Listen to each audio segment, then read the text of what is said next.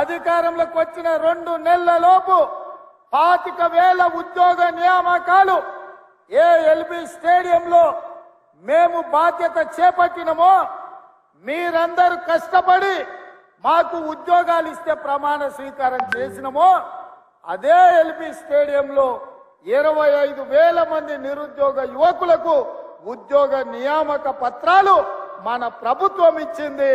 ఇది చూసి ఓర్వలేని కేసీఆర్, కేటీఆర్, హరీష్ రావు, కవితారావు, సంతోష్ రావు, దయాకర్ రావు, వినోద్ రావులందరూ కుట్ర చేసి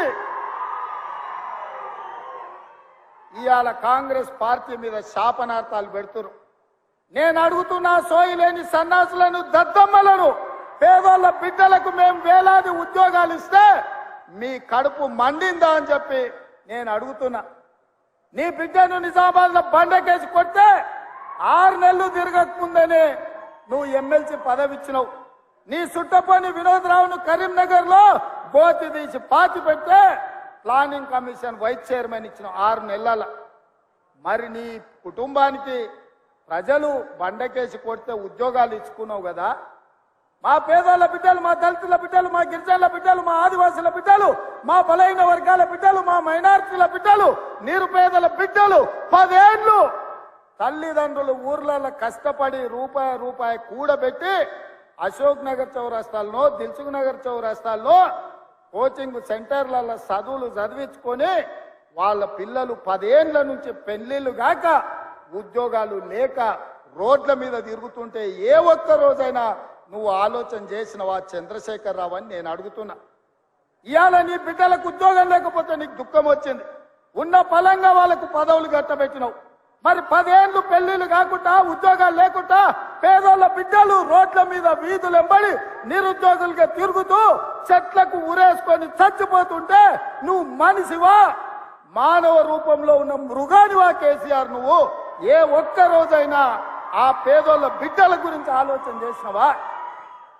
కానీ మేము మా ఇందిరమ్మ రాజ్యంలో అధికారంలోకి వచ్చిన వెంటనే నిరుద్యోగ యువకులకు కావలసిన 25,000 ఉద్యోగాలు ఇవాళ మేము నియామక పత్రాలు అందించినాం. మార్చి 2 నాడు మళ్ళొక 6-7 ఉద్యోగాలు ఇవ్వబోతున్నాం. గ్రూప్ 1 పరీక్షల్ని నోటిఫికేషన్ ఇచ్చినాం.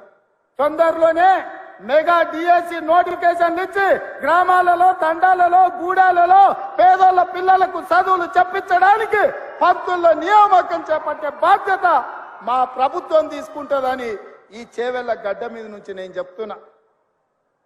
ఇవాళ నువ్వు ఉన్నప్పుడు పరీక్షా పత్రాలు జిరాక్స్ సెంటర్లలో పల్లి బఠానీల్లాగా అరాజు పెట్టి అమ్ముతుంటే సిగ్గులేనోడా?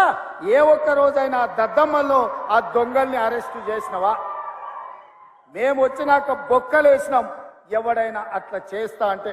అందుకే ఈరోజు పేదోళ్ళ పిల్లలకు ఉద్యోగాలు ఇవ్వడానికి, పారదర్శకమైన నియామకాలు చేపట్టడానికి పబ్లిక్ సర్వీస్ కమిషన్ ని ప్రక్షాళన చేసినాం. కోర్టులలో ఉన్న కేసులను పరిష్కరించి ఇవాళ వేలాది ఉద్యోగాలు ఇచ్చే బాధ్యత తీసుకున్నాం. ఒక్క రోజైనా తండ్రి నోటైనా, కొడుకు నోటైనా, అల్లు నోటైనా, బిడ్డ నోటైనా, వాని సుట్టపని నోటైనా ఈ ప్రభుత్వం మంచి పని చేసింది, ఈ పని మంచి చేసినందుకు మేము అభినందిస్తున్నామని ఒక్క రోజైనా మాట్లాడినరా? పొద్దున్న లేస్తే గవే చెత్త మాటలు, సొల్లు వాగుడు. ఎప్పుడు ఇది పోతుందా, ఎప్పుడు మేము కూర్చుంటామని. ఒక ఆయన అంటాడు ఇది 3 నెలలు కూడా ఉండదని, ఇంకొక ఆయన అంటాడు 6 నెలలు కూడా ఉండదని. నేను చెప్పదలుచుకున్న సన్నాసులను, ఎవడైనా 3 నెలలో 6 నెలలో ఈ ప్రభుత్వం ఉండదు అని గ్రామాలకు వచ్చే మా కార్యకర్తలు వాళ్ళని పట్టుకొని యాప చెట్టు కట్టేసి లాగుల తొండలిడ్చి కొడతారని చెప్పి నేను ఈ సందర్భంగా చెప్పదలుచుకున్నా.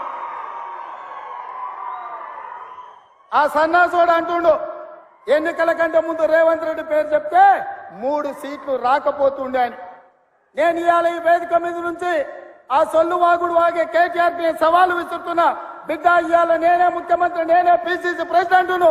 రేపు రాబోయే పార్లమెంట్ ఎన్నికల్లో నేను సవాలు విసురుతున్నా.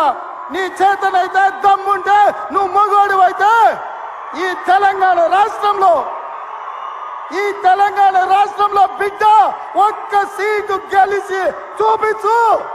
నీ అయ్యా నువ్వు వస్తావో, నీ అయ్య వస్తాడో మా కార్యకర్తలు చూసుకుంటారు. బిడ్డ, నువ్వు అనుకుంటున్నావా అల్లా తప్పగాడని? అల్లా తప్పగాలం కాదు, అవులగాలలాక అయ్య పేరు చెప్పుకొని కుర్చీలో కూర్చోలేదు సన్నాసోడా. కింది నుంచి కార్యకర్తగా కష్టపడి జెండాలు మోసి లాఠీ దెబ్బలు విని నీ అక్రమ కేసులు ఎదుర్కొని చెర్లపల్లి చెంచల్గూడ జైల్లో మగ్గినా భయపడకుండా లొంగిపోకుండా నిటారుగా నిలబడి నిన్ను, నీ అయ్యను, నీ బావను బొందబెట్టి ఇవాళ కుర్చీలో కూర్చున్నాం.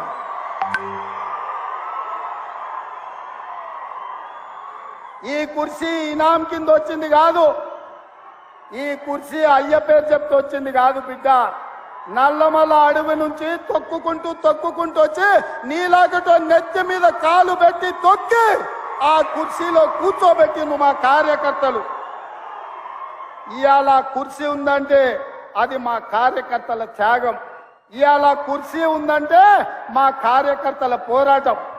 ఈ కార్యకర్తలు వీళ్ళు నాకు అండగా నిలబడ్డంత కాలం, నన్ను భుజాల మీద మోసినంత కాలం, నువ్వు కాదు నిన్ను పుట్టించిన నీ అయ్య కాదు వాళ్ళ దేవుడు వచ్చినా ఈ కుర్చీని తాకలేరని నేను ఇవాళ చెప్పదలుచుకున్నా.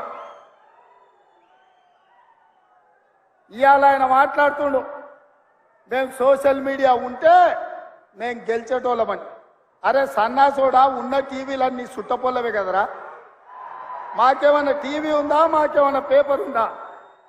మా అయ్య చూపించుకోవడానికి ఏమన్నా టీవీ ఇచ్చిండా, రాసుకోవడానికి ఏమన్నా పేపర్ ఇచ్చిండా, సొల్లు వాగుడు వాగడానికి మాకేమన్నా మైకులు ఇచ్చిండా, సాయంత్రం పూట సేద రీయడానికి జూబ్లీహిల్స్ లో సినిమా వాళ్ళ గెస్ట్ హౌస్లు ఏమన్నా మాకు ఇచ్చిండా? ఏమిచ్చిండా? మా కార్యకర్తలు కష్టపడితే, మా కార్యకర్తలు నిలబడి కొట్లాడితే మాకు ఇవాళ ఈ అధికారం వచ్చింది. ఇవాళ నువ్వు చేసే తప్పుడు పనులు మా కార్యకర్తలు సోషల్ మీడియాలో పెట్టారు. మాకు ఆ ట్యూబ్ అక్కర్లేదు, ఈ ట్యూబ్ అక్కర్లేదు, ఏ ట్యూబ్ అక్కర్లేదు బిడ్డ. నీ ట్యూబ్ లైట్ వలగొట్టే బాధ్యత మాత్రం మేము తీసుకుంటాం. ఆయన చివరికి దివాలా చెడి యూట్యూబ్ ఛానల్ పెట్టుకుంటామంటుండు. అట్లనే కృష్ణానగర్లో ఏదైనా బ్రోకర్ దందా కూడా పెట్టుకో. అది ఇది రెండు కలిస్తే బాగానే నడుస్తుంది నీ వ్యాపారం. ఇప్పటికి కూడా సిగ్గురాలే. వాళ్ళ కుటుంబం తోసుకుంటే తెలంగాణ ప్రజలు చెప్పు తీసుకొని కొట్టినరు అనే సంగతి ఆయనకు అర్థం కాలే. 10 ఏళ్ళు అడవి పందుల్లాక చెరుకు తోట మీద పడి అడవి పందులు తిన్నట్టు మా వికారాబాద్ పరిధి తాండూరు ప్రాంతంలో పల్లి చేను వేసుకుంటే అడవి పందులు రాత్రిపూట చేను మీద పడితే ఆ పంట కాపాడుకోనికి మా రైతులు కరెంటు తీగలు పెట్టి కాపాడుకుంటారు. అట్లనే తెలంగాణ ప్రజలు అడవి పందుల్లాక తెలంగాణ మీరు తెగమెక్కుతుంటే కరెంటు వైర్లు పెట్టి మిమ్మల్ని కరెంటు తీగలకు బలిచ్చి ఇవాళ కాంగ్రెస్ పార్టీని అధికారంలోకి తీసుకొచ్చారు.